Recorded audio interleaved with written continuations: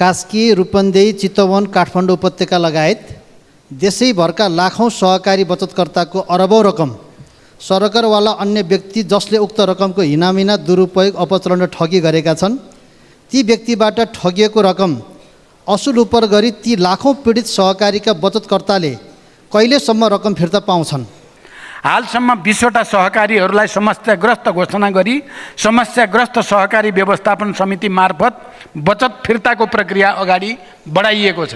नेकपा माओवादी पार्टीले 2059 वैशाख 8 गते बमद्वारा ध्वस्त बनाइएको थियो। सो दरबार निर्माण गर्न सरकारले के गर्दैछ? समग्र पर्यटकीय विकासका लागि सरकार गम्भीर रहेको जानकारी गराउँछु। दैलेख पादुका स्थानको अन्वेषण एवं उत्खनन कार्यका लागि पुरातत्व विभागबाट आगामी आर्थिक वर्षका लागि बजेट विनियोजन गरिएको छ। ती ठगी कार्यमा संलग्न संस्था, कम्पनी र व्यक्तिहरूलाई कानुनी कारबाही गर्न तपाईँको प्रतिबद्धता के हो? समस्याग्रस्त घोषणा भएका सबै सहकारी संस्थाका बचतकर्ताहरूबाट 59,587 माग दाबी निवेदनका आधारमा रु 36 अरब 28 करोड 96 लाख 81,780 को दायित्व यकिन भएको छ। यसमध्ये हालसम्म रु 77 करोड 24 लाख 46,458 बचत रकम पीडितलाई फिर्ता भुक्तानी गरिसकिएको छ। यसबीचमा 3वटा समस्याग्रस्त सहकारीको सम्पत्ति व्यवस्थापन तथा दायित्व भुक्तानी गरी बचत भुक्तानी कार्य सम्पन्न भएको छ। छुवाछुत आजको 21औं शताब्दीसम्म पनि विद्यमान छ। के यो देशका लाखौँ दलित समुदायले अपमान, अपहेलना, तिरस्कार र मानव मर्यादाबाट कहिलेसम्म विमुख हुनुपर्ने हो? जातीय विभेदको समूल अन्त्य गर्न संविधानको धारा 40 को मौलिक हक कार्यान्वयनका लागि सरकार गम्भीर र संवेदनशील रहेको जानकारी गराउँछु।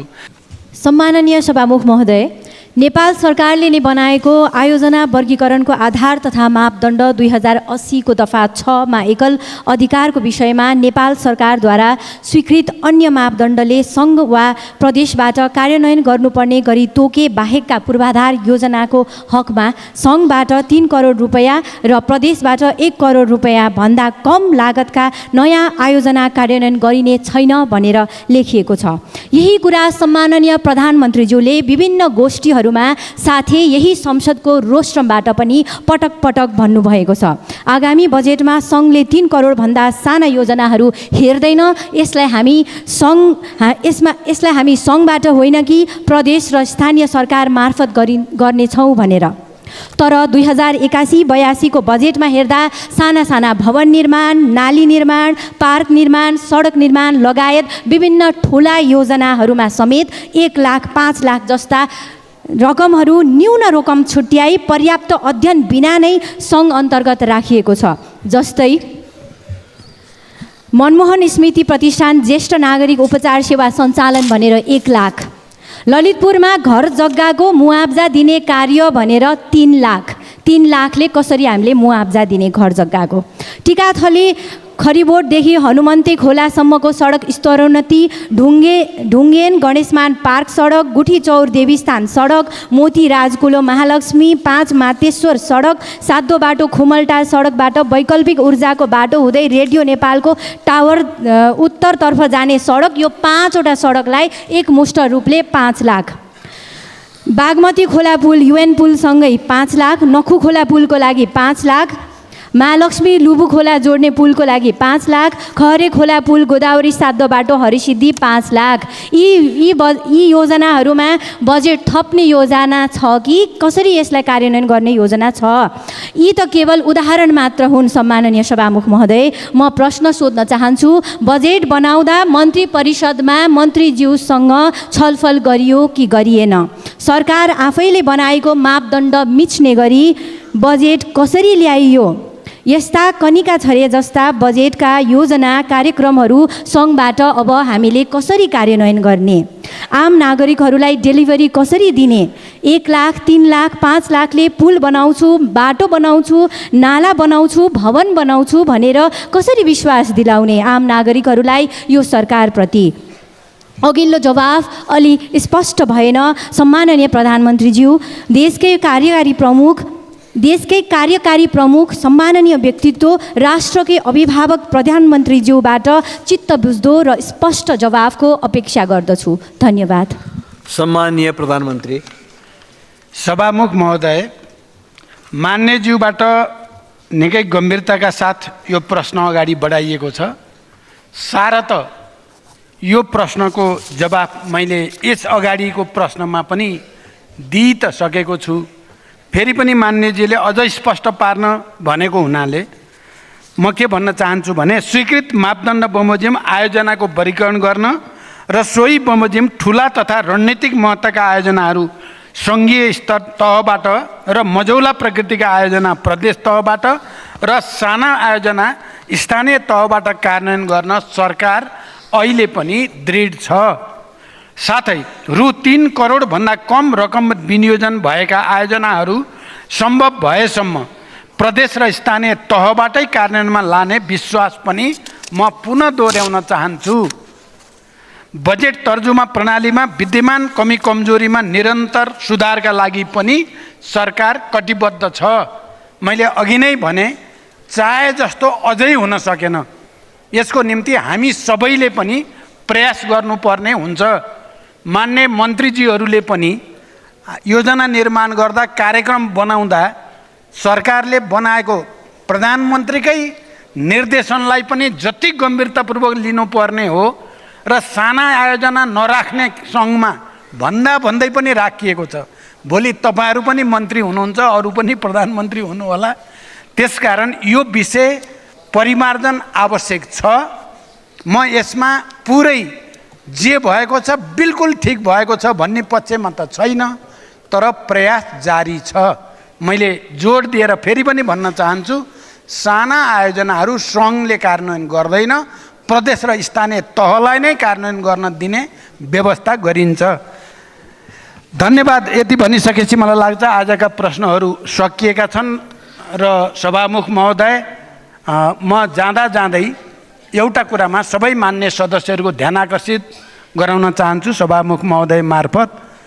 हाम्रो सदनको एउटा परम्परा प्रचलन गरिमा जे भने पनि प्रधानमन्त्रीले बोल्ने दिन सत्तापक्ष पनि प्रतिपक्षका पनि सबै नेताहरू, सबै मान्य सदस्यहरू, मन्त्रीहरू इमर्जेन्सी बाहेक सबै मान्य मन्त्रीहरू उपस्थित हुने प्रचलन नेपालको इतिहासमा स्थापित थियो। तर अब क्रमशः त्यो पातलिन थालेको छ। यसले हामीले अमुक प्रधानमन्त्रीलाई अलिकति अवमूल्यन गरेको पक्कै होइन होला।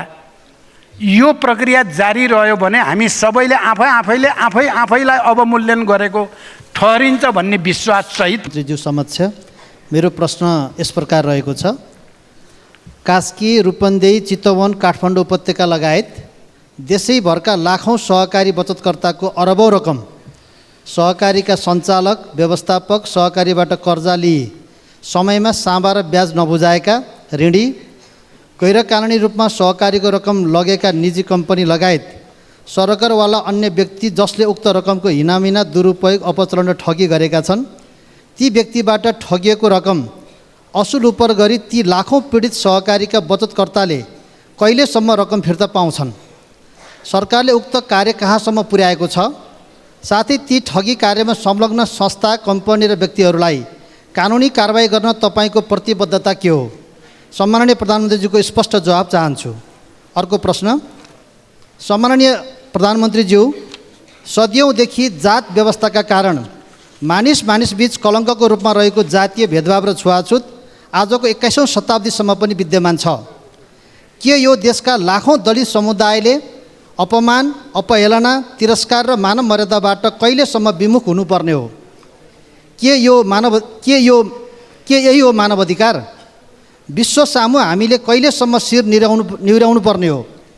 के पटक पटक राज्य सञ्चालनको ड्राइभिङ सिटमा बस्ने तपाईँहरूले माफी माग्नु पर्दैन? के यी लाखौँ अपमानित जनताको पीडाप्रति संवेदना पैदा हुँदैन?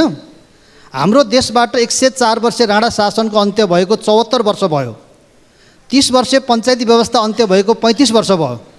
यो देशबाट झन्डै 240 वर्ष राजतन्त्र अन्त्य भएको 16 वर्ष भयो। पुनस्थापित प्रतिनिधि सभा अर्थात् जनताको सार्वभौम संसदबाट 2063 जेठ 21 गते जातीय भेदभाव र छुवाछुत मुक्त राष्ट्र घोषणा भएको 18 वर्ष भयो। संविधान सभाबाट संविधान जारी भएको 9 वर्ष भयो। संविधानको मौलिक हक अन्तर्गत धारा 24 मा जातीय भेदभाव विरुद्धको हक र धारा 40 मा दलितको हकको व्यवस्था गरिएको छ। प्रधानमन्त्रीज्यू, संविधानको धारा 24 र धारा 40 को कार्यान्वयन आजसम्म किन कार्यान्वयन हुन सकेन? धारा 40 मा भएको व्यवस्था सम्बन्धी ऐन कहिलेसम्म बन्छ? साथै यो देशबाट जातीय भेदभाव र छुवाछुत जस्तो कुप्रथा, कुसंस्कार र कुरीति हटाउन तपाईको योजना के छ? अब यो समस्या हटाउन कस्तो रणनीति तय गर्नुहुन्छ? कार्यक्रम के ल्याउने तयारी गर्नुभएको छ? के यो समस्या दलित समुदायको मात्र समस्या हो वा यो देशको समस्या हो, अर्थात् आम नेपालीको समस्या हो?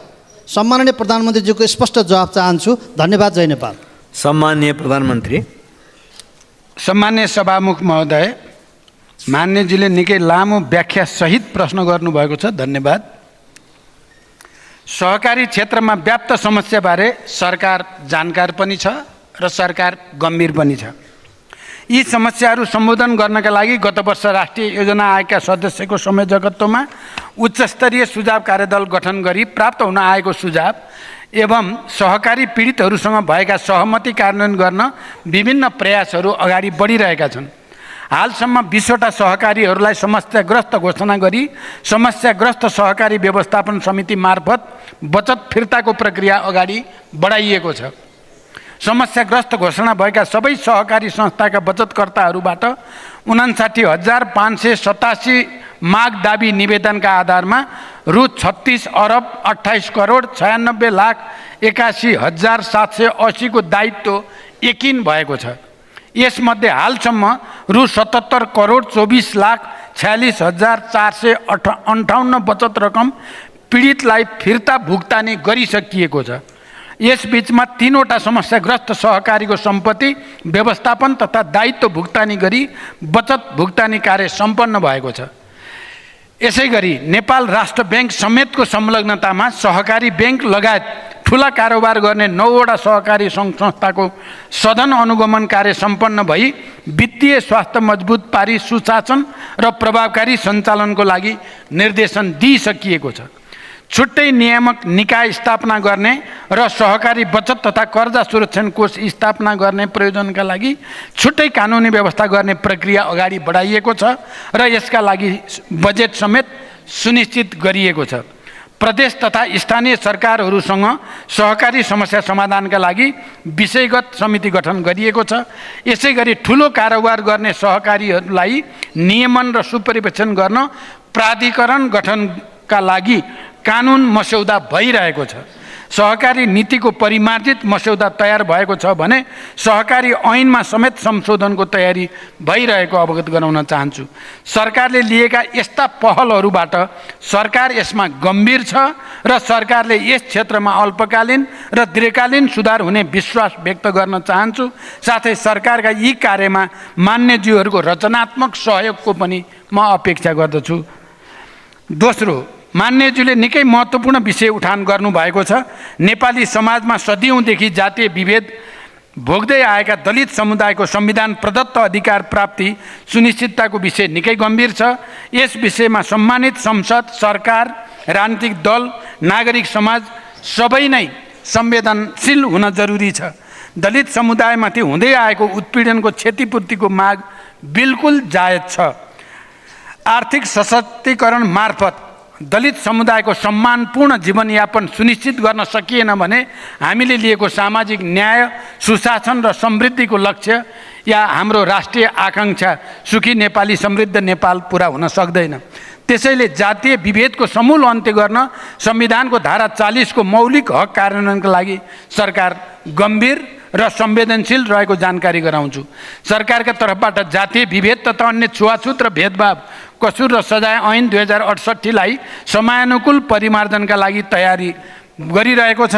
दलित समुदायको संविधान प्रदत्त अधिकारको प्रत्याभूति गर्न दलितको सशक्तिकरण कार्य गर्ने संरचनालाई एकीकृत गर्ने, दलित, उपेक्षित, उत्पीडित वर्ग उत्थान तथा विकास प्राधिकरणको संस्थागत विकास गर्ने प्रक्रिया छिटै सुरु गरिँदैछ।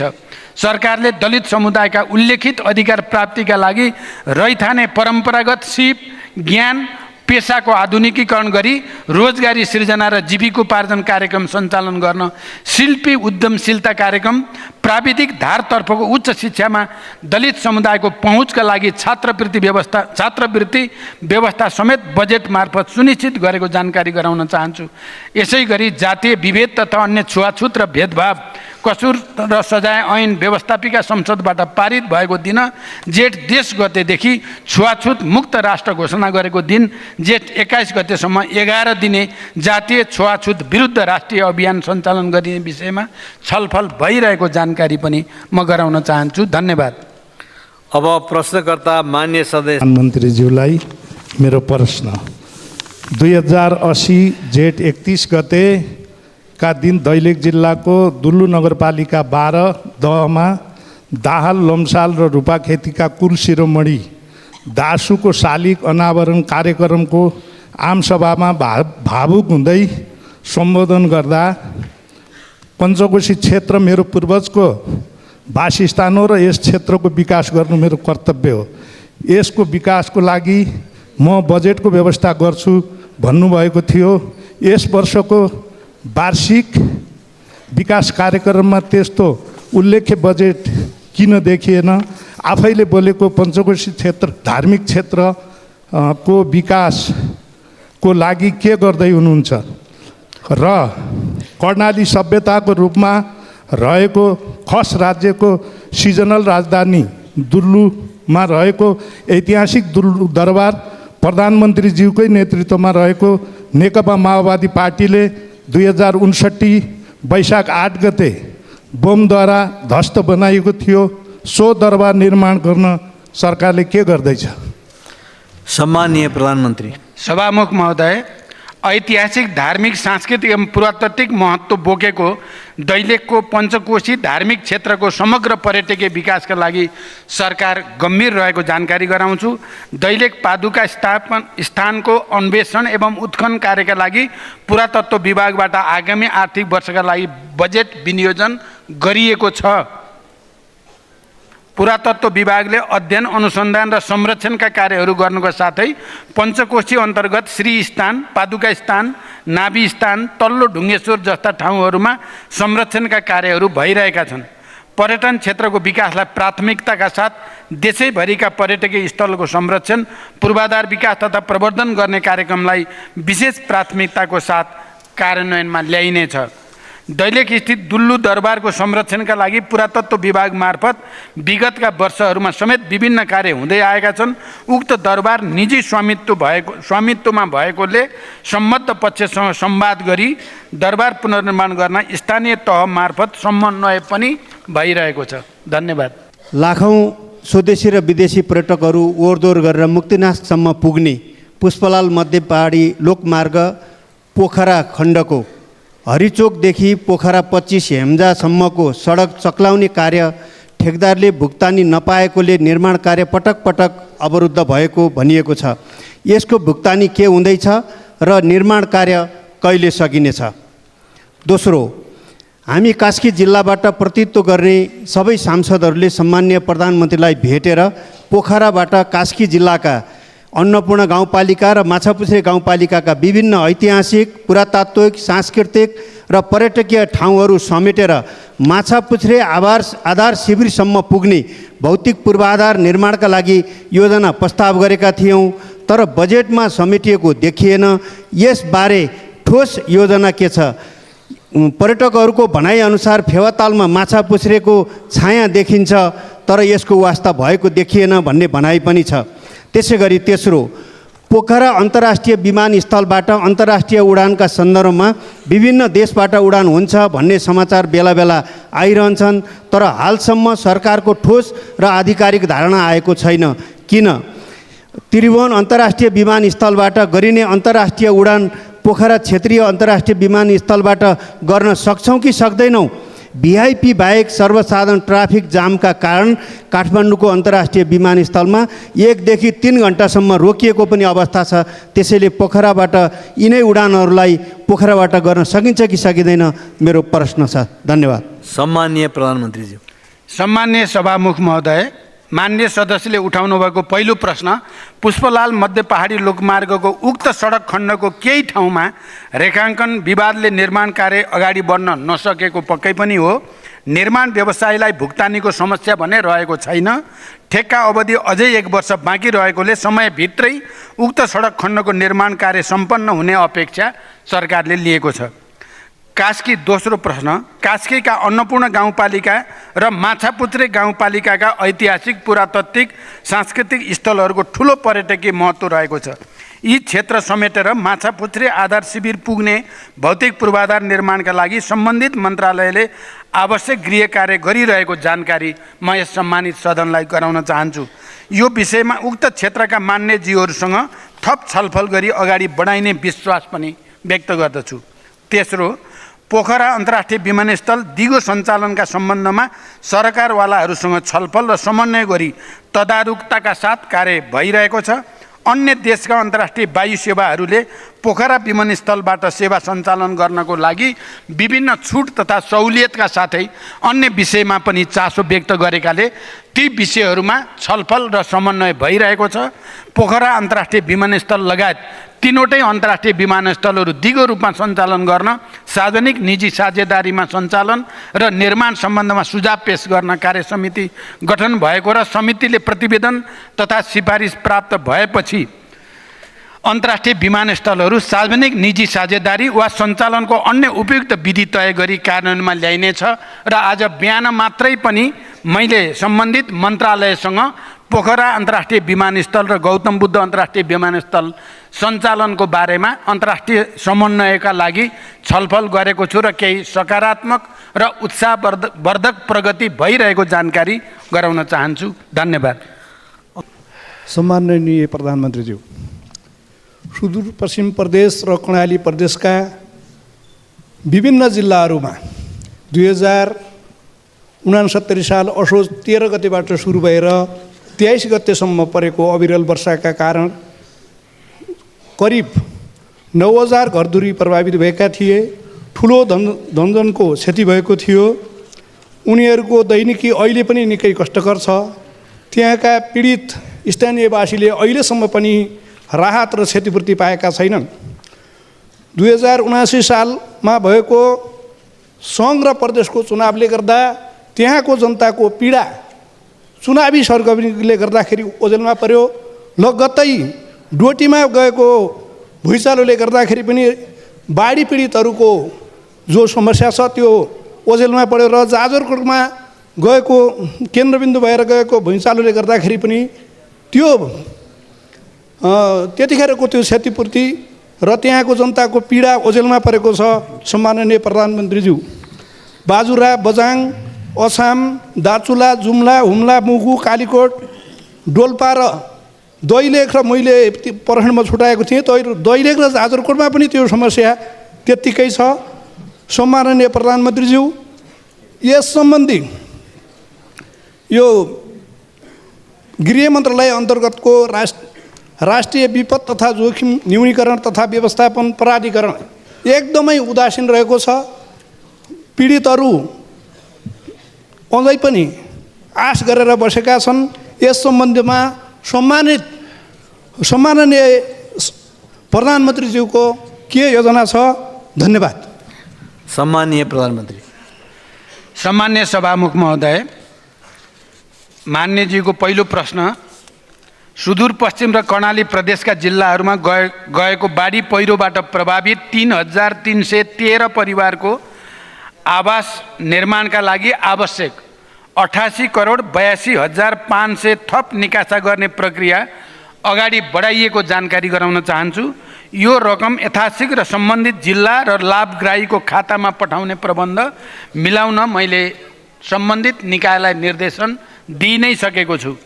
जाजरकोट र बजाङ केन्द्रबिन्दु भएर गएको भूकम्पबाट प्रभावित 85,690 अस्थायी आवासका लाभग्राही पहिचान भई अस्थायी आवास व्यवस्थापनका लागि आवश्यक 4 अरब 28 करोड 45 लाख रुपियाँ मध्ये राष्ट्रिय विपद जोखिम न्यूनीकरण तथा व्यवस्थापन प्राधिकरणबाट 3 अरब 16 करोड रुपियाँ जिल्ला विपद व्यवस्थापन समितिको कोषमा निकासा भइसकेको छ। बाँकी रहेको 1 अरब 12 करोड 45 लाख निकासाका लागि आवश्यक प्रक्रिया अगाडि बढाइएको छ। यसै गरी डोटी केन्द्रबिन्दु भई गएको भूकम्पबाट 15,600 लाभग्राही पहिचान भई अस्थायी आवास व्यवस्थापनका लागि आवश्यक पर्ने रु 78 करोड निकासाका लागि समेत प्रक्रिया अगाडि बढिसकेको छ। धन्यवाद। सभामुख महोदय, सामान्य प्रधानमन्त्रीज्यूसँग जिज्ञासा राख्न चाहन्छु। धौन्साको कौचरी स्थित मिथिला बिहारी मठबाट प्रत्येक वर्ष फाल्गुनमा आयोजना हुने मध्यमा परिक्रमाको डोलालाई यहाँले स्वयं विदाई गर्नुभएको यहाँलाई स्मरणै होला। एसियाकै सबैभन्दा ठुलो नेपाल र भारत गरी 133 किलोमिटरमा घुमिने मध्यमा परिक्रमा नेपाल र भारत बीचको धार्मिक सांस्कृतिक सम्बन्धको जीवन्त गाथा हो। भारतको फुलहड कल्ना लगायत स्थान हुँदै धौन्साको मुखियापट्टि मुसर्निया वार्ड नम्बर 6 स्थिति थलीघाट नदी पार गरेर नेपालको दर्जनौँ धार्मिक स्थलहरूको परिक्रमा गरिन्छ। तर दुर्भाग्य जमुनी पुलको थलीघाटमा निर्माणाधीन पुल वर्षौँदेखि अल्पत्र परेको छ। हाल आएर नेपालकै भूभागमा नापी अनुसार तत्काल जनतालाई राहत दिन अस्थायी बेली ब्रिज पुलको निर्माण गर्नका लागि अगाडि बढेको, तर भारत पक्षबाट अवरोध गर्नुपर्ने कारण के होला? नेपालले आफ्नो भूभागमा पनि निर्माण कार्य गर्न पाउने हो वा होइन?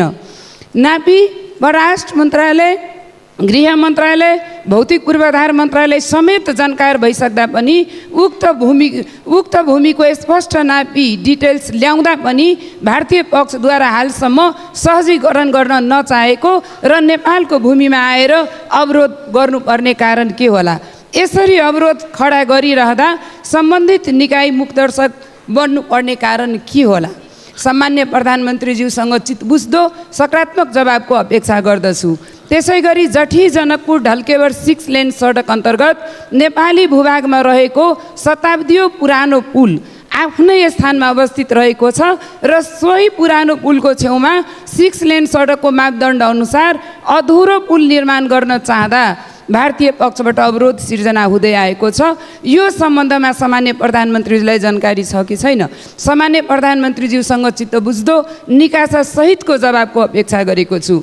त्यस्तै सामान्य प्रधानमन्त्रीज्यूसँग नेपाललाई आकर्षक भ्रमण गन्तव्यको रूपमा विकास गर्दै विदेशी पर्यटकलाई आकर्षित गर्ने सरकारको योजना अनुरूप सरकारको आगामी आर्थिक वर्ष 81-82मा 16 लाख पर्यटक भित्र्याउने योजना लिएको छ। यो लक्ष्य प्राप्तिमा मिथिला संस्कृतिको खुला पुस्तकालयको रूपमा रहेको जनकपुर धाम क्षेत्रको धेरै योगदान रहने कुरा निर्विवादै छ।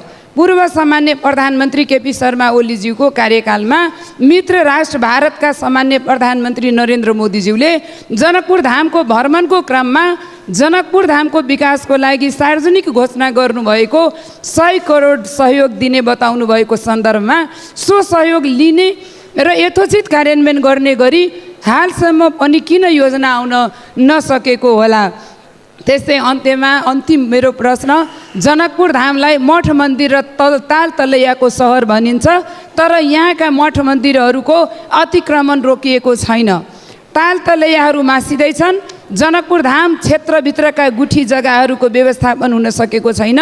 देशका धेरै भागहरूमा छुट जग्गाहरू व्यवस्थापन, नदी विकास जग्गा व्यवस्थापन, तैनाथी गुठी जग्गाहरूको व्यवस्थापन, गुठी प्रणालीबाट सञ्चालित ऐतिहासिक मठ मन्दिर जीर्ण अवस्थामा रहेको छ भने कतिपय पुरातत्व महत्त्व बोकेका मठ मन्दिरको इतिहास पनि विलीन हुने अवस्थामा रहेको छ। सो सम्बन्धमा सरकारको योजना स्पष्ट पारिदिनु हुन सामान्य प्रधानमन्त्रीज्यूबाट सकारात्मक जवाबको अपेक्षा गरेको छु। धन्यवाद।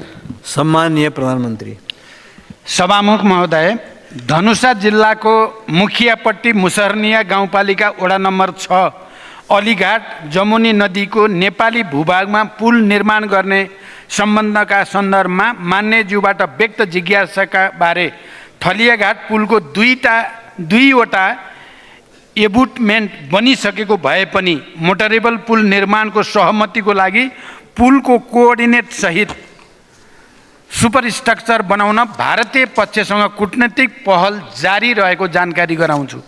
यसैगरी जटही भन्सार छेउको पुलको सम्पूर्ण भाग नेपाली भूभागमा रहे पनि पहुँच सडक भारतमा परेका कारण 2वटा एबुटमेन्ट निर्माण भई पुलको कोअर्डिनेट नक्साङ्कन एबुटमेन्ट सहित सुपरस्ट्रक्चर बनाउन भारतसँग कूटनैतिक पहल गम्भीर रूपले अगाडि बढाइएको छ। जमुनी खोलामा अकरघाट नेपाल र सहारघाट भारत, जटही नेपाल र पिपरौन भारत तथा थलैघाटमा गरी 3 स्थानमा पुल निर्माण कार्यमा सहजीकरणको प्रयास भइ नै रहेको छ। 2. जनकपुर क्षेत्रको पर्यटकीय विकासका सम्बन्धमा 15वटा धार्मिक स्थललाई समेटेर रामायण तथा बुद्ध सर्किट निर्माण र प्रवर्धन गर्न नेपाल र भारतबीच भएको द्विपक्षीय सहमति कार्यान्वयनका लागि सरकारले गम्भीरताको साथ आफ्नो पहल बढाएको छ।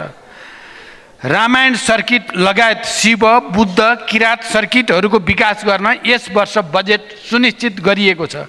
जनकपुर क्षेत्रको पर्यटकीय विकासका लागि 98 वर्ष पुरानो गोपाल धर्मशाला रहेको स्थानमा नयाँ परियोजना कार्यान्वयन गर्नका लागि विस्तृत परियोजना प्रतिवेदन तयार भई कार्यान्वयनको प्रक्रिया अगाडि बढिसकेको छ।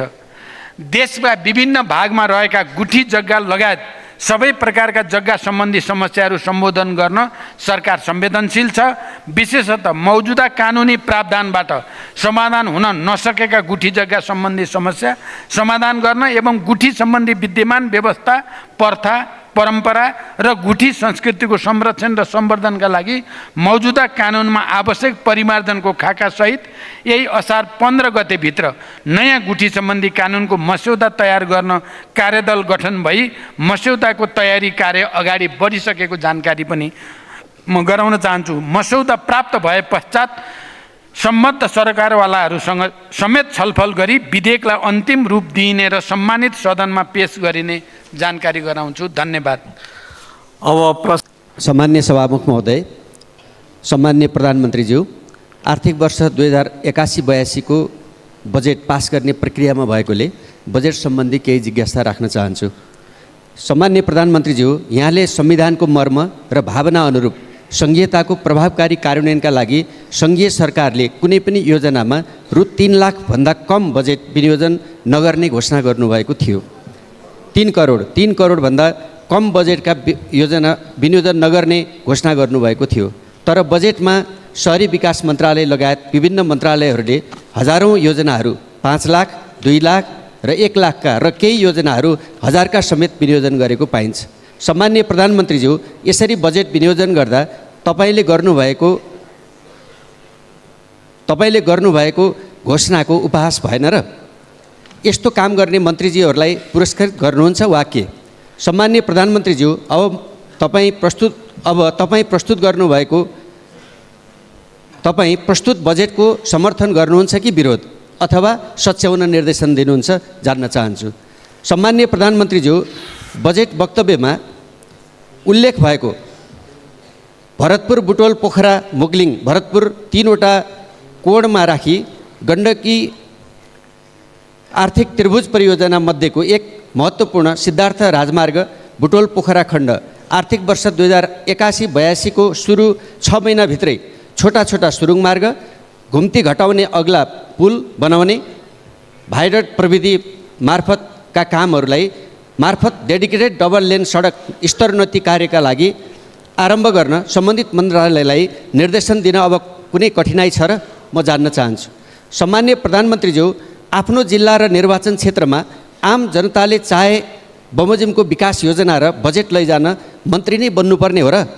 म यहाँलाई प्रश्न गर्न चाहन्छु, यदि त्यसो हो भने संसदहरूलाई आफ्नै क्षेत्रमा योजना लैजान सक्ने गरी तपाईँको आफ्नै कार्यकालमा नै सबैलाई मन्त्री बनाउने योजना पो बनाउनु भएको हो कि जान्न चाहन्छु। धन्यवाद। सम्माननीय प्रधानमन्त्री।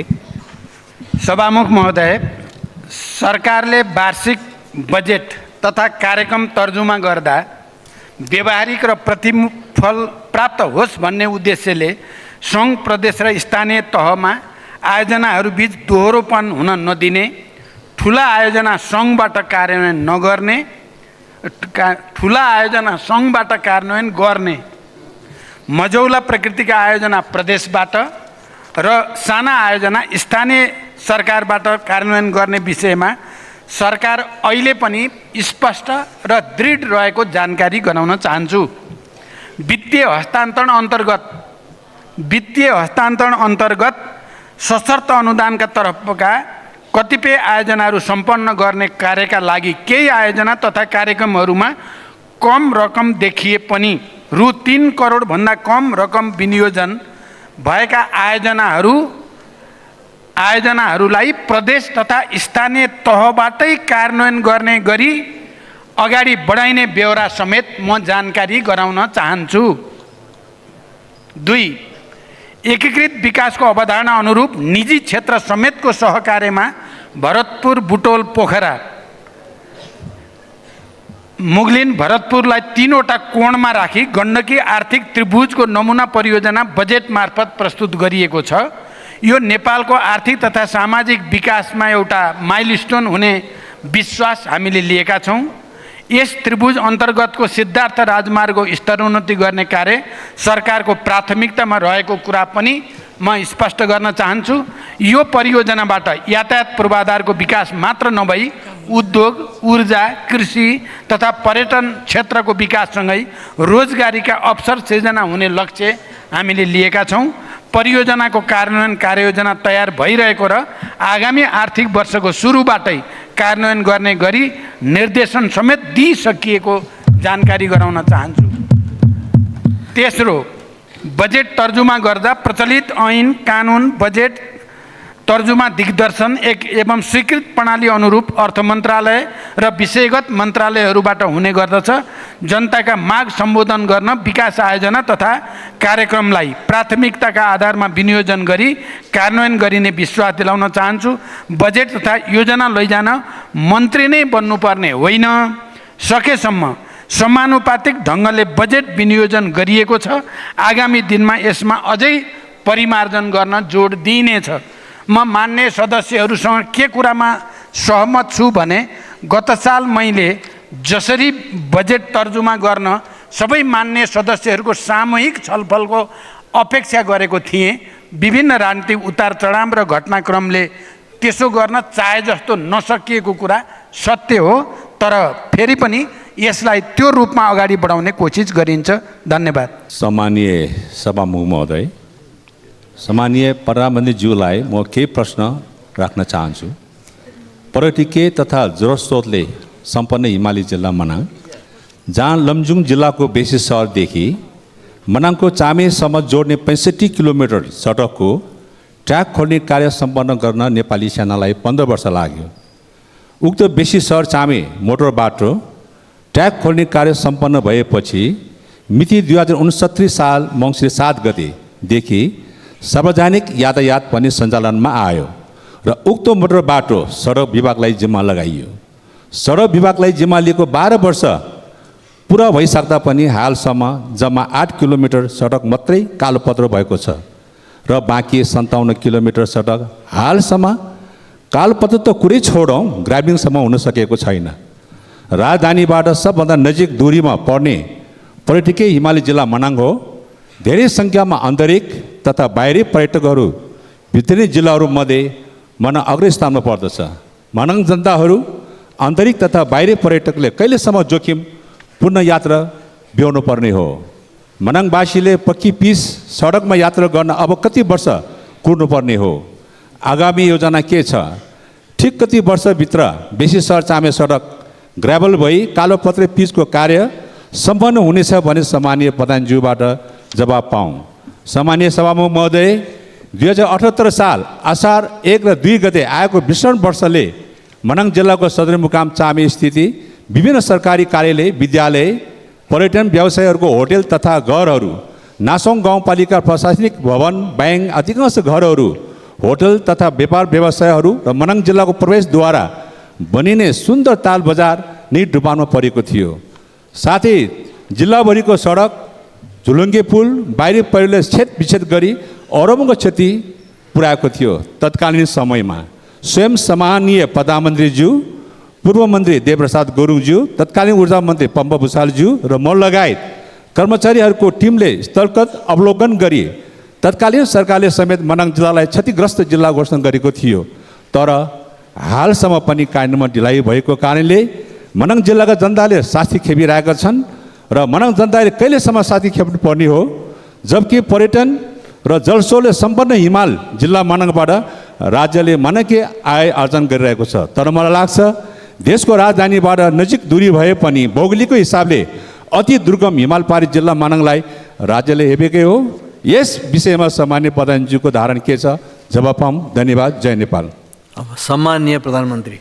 सभामुख महोदय, मान्यज्यूले उल्लेख गर्नुभएको बेसी सहर चामे सडकको खुदीसम्म जम्मा 8 किलोमिटर सडक कालोपत्र भए पनि अगाडि अन्नपूर्ण संरक्षण क्षेत्र परेकोले तुरुन्तै कालोपत्रे गर्न बोलपत्र आह्वान गर्न नसकिएको हो।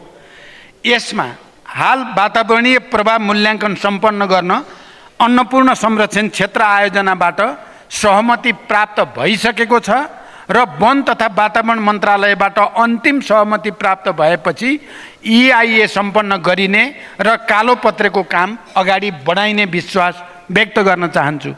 दोस्रो, विक्रम सम्वत 2078 सालको बाढी पहिरोको कारणले मनाङ जिल्लाका 63 जना लाभग्राहीका लागि अस्थायी आवास र निजी आवास निर्माणका लागि रु 1,83,90,000 निकासा गरिसकिएको छ। साथै तटबन्धको काम ऊर्जा, जलस्रोत तथा सिँचाइ मन्त्रालय अन्तर्गतको वार्षिक विकास कार्यक्रम मार्फत कार्यान्वयन हुने जानकारी मान्यज्यूलाई गराउन चाहन्छु। धन्यवाद। सम्मान्य सभामुखज्यू मार्फत सम्मान्य प्रधानमन्त्रीज्यूमा, तत्कालीन सरकारले 2058 सालमा शुक्लाफाटा वन्यजन्तु आरक्ष हालको शुक्लाफाटा राष्ट्रिय निकुञ्ज विस्तार गर्ने क्रममा 100औं परिवार घरबारविहीन भएका छन्। पीडित भएकाहरूलाई 22 वर्ष बितिसक्दा समेत उचित क्षतिपूर्ति र सट्टा भर्न पाउन सकेका छैनन्। अहिलेसम्म सरकारले 32वटा आयोग बनाइसक्दा पनि समस्या समाधान नभएकोले अत्यन्त नाजुक अवस्थामा ढक्का शिविर लगायत कञ्चनपुरको अन्य क्षेत्रका शिविरहरूमा आशमा बसेका पीडितहरूको समस्या समाधान गर्न सरकारले अधिकार सम्पन्न आयोग बनाएर 100औं पीडितलाई कहिले न्याय दिने योजना छ? 2, सरकारले योभन्दा पहिलेकै सरकारले जस्तै भर्खरै 11वटा मुलुकबाट राजदूत फिर्ता बोलाएका छन्। हरेक पटक नयाँ सरकार बन्ने, नयाँ राजदूतहरू फिर्ता बोलाउने परिपाटीले अन्तर्राष्ट्रिय जगतमा मुलुकको कूटनीतिक पक्ष कमजोर भएको छ। अहिलेसम्म 50% कार्य डिप्लोमेट र 50% राजनीतिक नियुक्तिबाट राजदूत जाने गरेका छन्।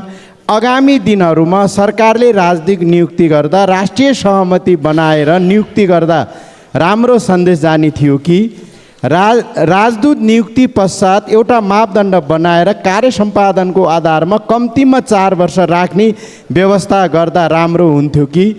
यसमा सरकारको योजना के छ? 3, कञ्चनपुरको चुरेदेखि भारतको दुधवा नेसनल पार्कसम्म जोडिएको 43 किलोमिटर लामो दोदा नदीको बाढीको कारण हरेक वर्ष यो किनारामा बसोबास गरेको हजारौं बिघा खेतीयोग्य जमिन र दर्जनौं गाउँ डुबान कटान भई करोडौं धनजनको क्षति हुने र बस्ती विस्थापित हुनु परेको छ। यो समस्यालाई समाधान गर्न बृहत गुरुयोजना बनाई अधिकांश राणा थारू आदिवासी जनजाति र अन्य समुदायको बसोबास रहेको सो क्षेत्रको समस्या समाधानको लागि सरकारले के सोचिरहेको छ, के योजना छ? त्यसैगरी कञ्चनपुरको दक्षिणी क्षेत्रमा रहेको हुलाकी सडकको बेलौरी क्षेत्र पचुई क्षेत्रमा निर्माणको क्रममा भारतीय सुरक्षाकर्मीले सीमा विवाद देखाई निर्माण कार्यमा समय समयमा अवरोध गरेकोले नेपाली भूभागमा बनिराखेको सो सडक निर्माण अगाडि बढाउन र सीमा विवादलाई कूटनीतिक पहल गर्ने समाधान गर्ने योजना कहिलेसम्म छ? धन्यवाद। सम्माननीय प्रधानमन्त्री। सभामुख महोदय, मान्य सदस्यहरूले यहाँ प्रश्न राख्दा र नम्बर राख्दा चाहिँ एउटा प्रश्न भनेर राखिएको हुँदो रहेछ। अहिले भर्खरै मान्य तारा तामाङजीले प्रश्न नम्बर 8 भनेर यहाँ राखिएको छ, तर उहाँले 4वटा प्रश्न राख्नुभयो। यसलाई पनि अलि व्यवस्थापन गर्नुपर्ने हो कि जस्तो मैले महसुस गरेँ, खालि मैले सुझावको रूपमा मात्रै। शुक्लाफाटा राष्ट्रिय निकुञ्जबाट प्रभावित जनताको समस्याका बारेमा सरकार गम्भीर छ।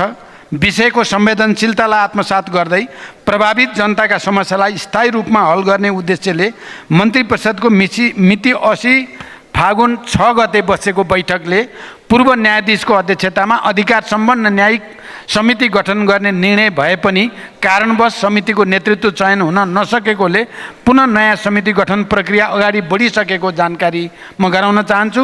अधिकार सम्पन्न न्यायिक समिति गठन भएसँगै यसअघिका आयोगका सुझावहरूलाई समेटी पीडित जनताका समस्या स्थायी रूपमा समाधान गर्न सरकार दृढ रहेको जानकारी गराउँछु। 2, नेपालको संविधान र परराष्ट्र नीतिले परिलक्षित गरे अनुसार राष्ट्रको सर्वोपरि हित हुने गरी विदेश स्थित कूटनीतिक नियोग तथा नियोग प्रमुखलाई परिचालन गर्न सरकार प्रतिबद्ध नै छ। राजदूत नियुक्ति सम्बन्धी निर्देशिका 2075 को दफा 8 ग मा नेपाल सरकारले आवश्यक ठानेमा राजदूतलाई पदावधि पूरा हुनु अगावै निर्णय गरी फिर्ता बोलाउन सक्ने प्रावधान छ। देशको हित र कूटनीतिलाई मजबुत बनाउन वस्तुगत आधारमा राजदूतहरूको मूल्याङ्कन गरी सोही अनुरूप व्यवस्थापन गर्ने नीति सरकारले विगतदेखि नै अवलम्बन गर्दै आएको छ। राजदूत नियुक्ति सम्बन्धी निर्देशिकालाई मूल आधार बनाई राजदूतहरूको नियुक्तिलाई थप व्यवस्थित, मर्यादित, पारदर्शी, दक्षतामा आधारित र कार्य सम्पादनमा आधारित बनाउन यो सरकार प्रयासरत रहेको जानकारी गराउन चाहन्छु। अहिले पनि परराष्ट्र सेवाबाट गएका कोही पनि राजदूतलाई फिर्ता बोलाउने नीति सरकारको छैन। खालि राजनैतिक नियुक्तिबाट गएकाहरूको हकमा मात्रै समीकरण परिवर्तनसँगै विगतमा त तुरुन्तै हुने गर्थ्यो, यो पटक बरु 3 महिनाभन्दा बढी समयसम्म यो कायम रह्यो। त्यसकारण यो सरकार गम्भीर छ भन्ने कुराको यही नै प्रमाण हो। कञ्चनपुरको चुरेदेखि भारतको दुधुवा नेसनल पार्कसम्म जोडिएको 43 किलोमिटर लामो दोदा नदीका कारण स्थानीय जनताले भोग्दै आएको समस्याको बारेमा म जानकार छु। दोदा नदी नियन्त्रणका लागि विभिन्न समयमा प्रयास भए पनि नदीको प्रकृतिलाई यसले पारिरहेको असरलाई दीर्घकालीन व्यवस्थापन गर्नुपर्ने देखिएकोले सरकारले संयुक्त राष्ट्रसङ्घको परियोजना सेवा मार्फत जलवायु परिवर्तनसँग यसलाई अन्तर्सम्बन्धित गरी reducing climate risk and bench resilient livelihood प्रतिवेदन तयार गरिएको छ। यो आयोजना जलवायु परिवर्तनको कारणले सृजित समस्या समाधानको उपयुक्त मोडेल हुन सक्ने भएकोले ऊर्जा, जलस्रोत तथा सिँचाइ मन्त्रालयले ग्रिन क्लाइमेट फन्ड मार्फत यसलाई कार्यान्वयनमा ल्याउन प्रक्रिया अगाडि बढाइसकेको छ। प्रतिवेदनका आधारमा बाढी नियन्त्रणका संरचनाहरू बनाउने, नदी वरिपरिका फाँटहरूमा व्यवस्थित र भरपर्दो सिँचाइ सुविधा पुर्याउने, स्थानीय जनसमुदायलाई सशक्तिकरण गर्ने जस्ता कार्यहरू सुरु हुने र यसबाट वर्षौँदेखि जनताले दोदा नदीबाट भोगिरहेको समस्या अन्त्य हुने विश्वास लिइएको छ। यसका साथै हाल तत्कालका लागि आपतकालीन विपद सूचना प्रवाह तथा विपद प्रभाव न्यूनीकरणका लागि दोदा नदीसँग जोडिएका शुक्लाफाटा नगरपालिकाका 3वटा, लालझाडी नगरपालिकाका 4वटा, पुनर्वास नगरपालिकाको 1 स्थानमा गरी जम्मा 8वटा स्थानमा पूर्व सूचना प्रणाली जडान गरिएको छ भने विपद प्रतिकार तथा अन्य कार्यका लागि बजेट सुनिश्चित गरिएको छ। हुलाकी राजमार्ग अन्तर्गत डोके बजार बेलौरी बेल्दी दैजी सडक खण्डको बेलौरी नगरपालिका वडा नम्बर 8 कालोपुल खारपत खोलादेखि इटाभट्टा मोड पर्चुईसम्मको 1400 मिटर लम्बाइमा सडक निर्माण कार्य अन्तर्गत विगतमा विवादरहित रूपमा निर्माण कार्य सञ्चालन भई ग्राभेल गर्ने सम्मको कार्य सम्पन्न भइसकेको र उक्त स्थानमा थप निर्माण कार्य सञ्चालनका लागि सहयोग तथा सहजीकरण गर्न भारतीय पक्षसँग कूटनैतिक पहल भइरहेको जानकारी गराउँछु। धन्यवाद। अब प्रश्नकर्ता मान्य सदस्य जीवन परियार।